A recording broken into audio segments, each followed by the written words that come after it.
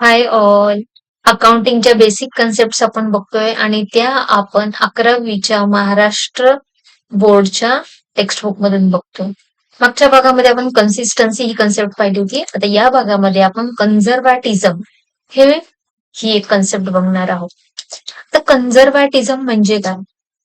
थोडक्यात सांगू का? अगदी सोप्या मराठीत, झाकली मूठ 1.25 लाखाची. आपण जे असं म्हणतो ना, की आपल्याकडे जे काही चांगलं असतं ना ते शांतपणे ठेवायचं, ज्यावेळेस होईल त्यावेळेस सगळ्यांना कळेल असं आपण म्हणतो. कन्झर्व्हेटिझम प्रिन्सिपल हेच सांगतं की तुमच्याकडे जेव्हा जेव्हा काहीतरी चांगलं होणार आहे, तुम्हाला बिझनेसला खूप प्रॉफिट होणार आहे, खूप इन्कम होणार आहे, हे तुम्ही जेव्हा ऍक्च्युली घडेल त्यावेळेस तुम्ही बुक्स मध्ये रेकॉर्ड करा. आधीच त्याचं तुम्ही बुक्स मध्ये शो करू नका की नाही मला पुढच्या महिन्यामध्ये माझा एवढा मोठा सेल होईल, त्याच्या पुढच्या महिन्यामध्ये माझा अजून एवढा मोठा सेल होईल, असं ते आत्ताच तुम्ही प्रिडिक्ट करून बुक्स मध्ये त्याच्या ऍडजस्टमेंट किंवा अकाउंटिंग एंट्रीज करू नका. पण जर तुम्हाला माहितीये की तुम्हाला एखादा लॉस होणार आहे, एखादा एक्सपेन्सेस तुमचा वाढणार आहे, तर त्याची प्रोव्हिजन ही तुम्ही आत्ताच बुक्स मध्ये करा. म्हणजे इन्कम होणार आहे, चांगलं होणार आहे ना, हे लगेच आता प्रेडिक्ट करू नका. पण जर लॉस होणार असेल तर त्याची प्रोव्हिजन आत्ताच करा, जेणेकरून इन फ्युचर तुम्हाला ज्यावेळेस तो ऍक्च्युली घडेल त्यावेळेस एकदम तुमचा बिझनेसचा इम्बॅलन्स होणार नाही, कॅश फ्लोचा इम्बॅलन्स होणार नाही. आणि समोरची जी व्यक्ती असेल, जी तुमचं financial statement, balance sheet, profit and loss account हे चेक करते, त्यांना सुद्धा एक साधारण अंदाज राहील की या बिझनेसला इन फ्युचर किती किती फंड लागणार आहेत किंवा किती किती आउटफ्लो होणार आहेत, लॉस होणार आहे, खर्च होणार आहे, एक्सपेन्सेस होणार आहे. आता हे तर मी अगदी सोप्या मराठीत तुम्हाला समजून सांगितलंय, पण अकाउंटिंग कन्सेप्टच्या पॉइंट ऑफ व्ह्यूनी एवढंच लक्षात ठेवायचं की फ्युचर इन्कम, फ्युचर गेन्स हे आत्ताच रेकॉर्ड करायचे नाही, पण फ्युचर एक्सपेन्सेस, फ्युचर लॉसेस यांच्या प्रोव्हिजन्स या आतापासूनच बुक्समध्ये थोड्या थोड्या थोड्या प्रमाणात करून घ्यायच्या, जेणेकरून ज्यावेळेस ते ऍक्च्युली घडतील त्यावेळेस तुमच्या बिझनेसमध्ये ऑलरेडी त्याची तरतूद असेल. आता हेच सगळं आपण अकाउंटिंग लँग्वेज मध्ये, अकाउंटिंग डेफिनेशन मध्ये कसं मांडलेलं आहे ते बघू. Conservatism.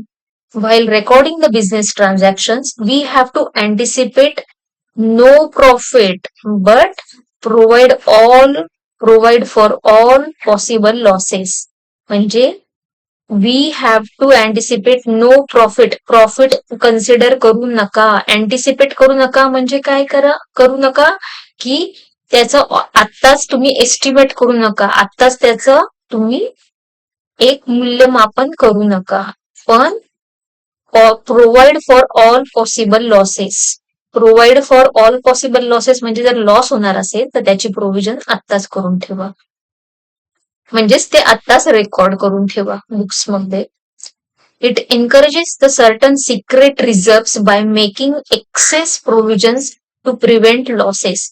म्हणजे जेणेकरून तुमच्याकडे काही तरतुदी, काही सर्टन सिक्रेट रिझर्व्ह म्हणजे काय? सिक्रेट म्हणजे पुढचे इन फ्युचर होणारे सिक्रेट फायदे तुम्हाला हे तुमचे राहतील. आणि प्रिव्हेंट लॉसेस म्हणजे काय? बिझनेसला खूप मोठा लॉस होण्यापासून ते तुम्हाला प्रिव्हेंट करतील, म्हणजे वाचवतील. The income statement may show lower income and the balance sheet overstates the liabilities and understates the assets. याच्यामुळे काय होईल? इन्कम थोडं आत्ता तर कमी दिसेल, आत्ता तात्पुरतं कमी दिसेल. बॅलन्स शीटच्या लायबिलिटीज म्हणजे देणी तुमची जास्त दिसतील आणि ऍसेट्स ही थोडी कमी दिसतील. This policy of recording is asking the accountant to pay safe while writing the accounts. ह्या पॉलिसीला काय म्हणतात? To play safe. म्हणजे आपण एका सेफ झोन मध्ये असतो. म्हणजे काय असतं की आपल्याला माहिती असतं आपल्याला एवढे पुढे फ्युचरमध्ये एक्सपेन्सेस होणारे, लॉसेस होणारे, त्याप्रमाणेच आपले डिसिजन घ्या, आपली पावलं उचला बिझनेसमध्ये. आपण पण बघा आपल्या रोजच्या जीवनामध्ये काही स्वतःची थोडीशी पॉकेट मनी किंवा अगदी थोडी स्वतःची सेव्हिंग बाजूला काढून ठेवतो आणि ती कोणालाही सांगत नाही, ती आपण काय करतो, तर इन फ्युचर ज्यावेळेस लागतील आपल्याला खरंच, तर त्यावेळेस आपण ती देऊ किंवा उपयोगात आणू. असंच बिझनेसचं सुद्धा आहे, की तुम्ही स्वतःच असं दिखावा करू नका, की माझं उद्या होईल, इथनं सेल होईल, इथे वाढ होईल, इथे इन्कम अजून होईल. पण तुमचे जे लॉसेस असतील, एक्सपेन्सेस असतील, ह्याच्यावरती नक्की तुम्ही काहीतरी तरतूद करायला सुरुवात करा. असंच थोडक्यामध्ये हा कन्झर्व्हॅटिझम प्रिन्सिपल हा बिझनेसमध्ये सांगतो. हा दोन्हीकडे अप्लाय होतो. आपल्या रिअल लाईफमध्ये सुद्धा अप्लाय होतो आणि आपल्या बिझनेसच्या लाईफमध्ये सुद्धा अप्लाय होतो. ह्याच एक एक्झाम्पल त्यांनी दिलेलं आहे. The closing stock in the factory is valued at rupees 25,000 at cost price and 35,000 at its market price. आता क्लोजिंग स्टॉक म्हणजे काय, आपल्याकडे जो माल बिझनेस मध्ये आपण आणून ठेवलेला आहे, आपण तो फ्युचर मध्ये विकणार आहे. तर असा जो स्टॉक आहे त्याची कॉस्ट ही 25,000 आहे. पण जर विकायला गेलं मार्केटमध्ये, तुम्ही पुन्हा एकदा घ्यायला गेला तर त्याला 35,000 तुम्हाला लागणार आहे. But while recording in the books, the value of rupees 25,000 will be considered being the lowest of all. पण ज्यावेळेस बुक्स मध्ये हा क्लोजिंग स्टॉक व्हॅल्यू केला जातो, 31 मार्चला जनरली हा व्हॅल्यू केला जातो, तर त्यावेळेस मार्केट प्राइस और cost price whichever is less, म्हणजे मार्केट प्राइस किंवा कॉस्ट प्राइस ह्या दोन्हीतली सगळ्यात कमी काय व्हॅल्यू आहे ना, हीच कन्सिडर करून तो व्हॅल्यू केला जातो आणि बॅलन्स शीटला दाखवला जातो. कन्सेप्ट अगदी सोपी होती, पण अगदी महत्वाची होती. कन्झर्व्हॅटिझम प्रिन्सिपल हे सगळीकडे तुम्हाला ऍप्लिकेबल होतं. तुमच्या रिअल लाईफ मध्ये सुद्धा ऍप्लिकेबल होतं आणि बिझनेस लाईफ मध्ये सुद्धा हे ऍप्लिकेबल होतं. इंटरव्ह्यू मध्ये किंवा एक्झाम मध्ये यावरती नक्की क्वेश्चन्स येऊ शकतात. नेक्स्ट कन्सेप्ट आहे गोईंग कन्सर्न. आता गोईंग कन्सर्न या नावावरूनच काय तुम्हाला लक्षात आलं, गोईंग म्हणजे काय, हे चालू राहतं. तर बिझनेस सुद्धा आपण अकाउंटिंग करताना आपल्या डोक्यामध्ये ही कन्सेप्ट क्लिअर असते. आपल्या डोक्यामध्ये हे माहिती असतं की आपला हा बिझनेस वर्षानुवर्ष चालू राहणार आहे. जसं तुम्ही आज युट्यूबचे व्हिडिओज बघतायत माझे, तर तुमच्या डोक्यामध्ये कुठेतरी असतं की हे व्हिडिओज मी संपूर्ण माझं 11वीचं वर्ष, 12वीचं वर्ष, पुढे माझ्या इन फ्युचर अकाउंट फायनान्स मध्ये मी हे बघत राहणार आहे. ही जी आपल्या माइंड थॉट किंवा आपल्या माइंडमध्ये जो असतो माइंडसेट झालेला असतो, त्याचप्रमाणे आपण पुढचे पावलं उचलत जातो. आता ही पुढची पावलं म्हणजे काय असतात, तर आपण अकाउंटिंग करत जातो, बिझनेसचे ट्रान्झॅक्शन रेकॉर्ड करत जातो. तर यालाच म्हणतात गोईंग कन्सर्न. गोईंग कन्सर्न म्हणजे काय, तर आपण एखादी गोष्ट आपला माइंडसेट असा ठेवून करतो की आपण ही वर्षानुवर्ष चालू ठेवणार आहे.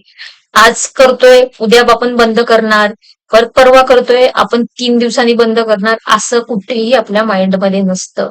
परमनंट आपल्या हे चालू राहील फ्युचरमध्ये 5, 10, 50 वर्ष असं आपल्या माइंडमध्ये असतं. हे डोक्यामध्ये ठेवूनच आपण सगळ्या ट्रान्झॅक्शनचं रेकॉर्डिंग हे करत असतो. आता अकाउंटिंग मध्ये ही डेफिनेशन कशी दिली बघा. It is a basic assumption that business is going concern and will continue its operation for future. म्हणजे हे एक बेसिक ॲझम्पशन असतं, ते एक बेसिक आपण ठरवलेलं असतं की बिझनेस हा वर्षानुवर्ष चालू राहील आणि त्याचे जे ऑपरेशन्स आहेत, ऑपरेशन्स म्हणजे काय, त्याचं सेल, परचेस, बँकेमध्ये पैसे जमा होणं, बँकेतनं पैसे पेमेंट करणं, हे सगळं इन फ्युचर सुद्धा चालूच राहील. Going concern concepts influences accounting practices in relation to valuation of assets and liabilities, depreciation of fixed assets, treatment of outstanding and prepaid expenses, and accrued and unearned revenues. He going concern एक छोटीशी ही कुठेतरी ॲझम्पशन हे कुठेतरी डोक्यात असतं. ह्यामुळेच fixed असेट्सची value ही ठरवली जाते.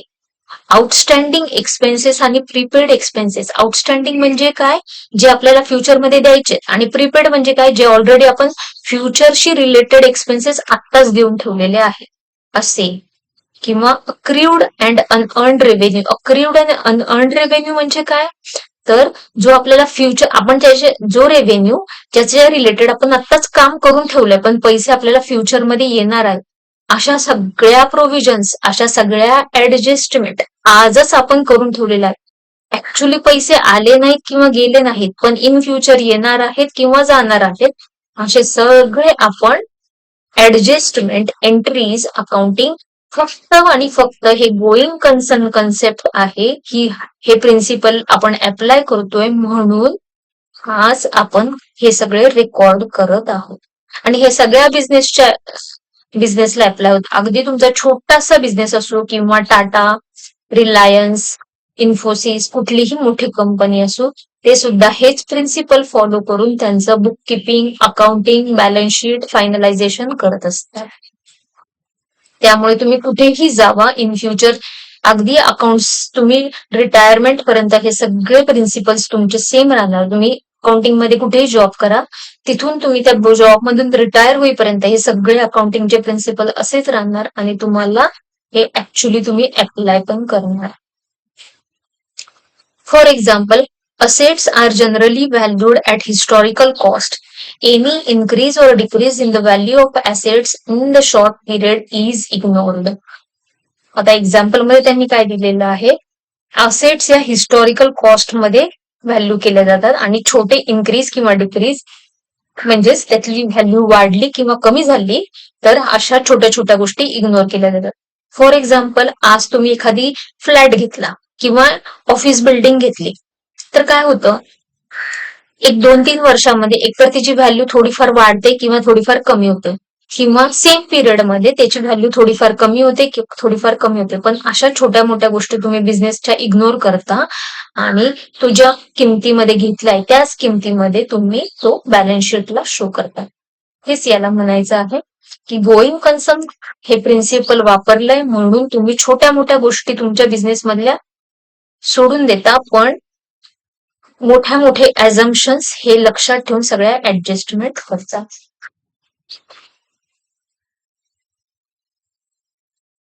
Accounting मधलं रिअलायझेशन प्रिन्सिपल आपण हे पुढच्या भागामध्ये बघूया. हे छोटे छोट्या कन्सेप्ट अत्यंत महत्वाच्या आहेत. तुमच्या फ्रेंड्स बरोबर नक्की शेअर करा, जेणेकरून त्यांना पण अकाउंटिंग मध्ये करिअर करायला खूप उपयोगी होईल.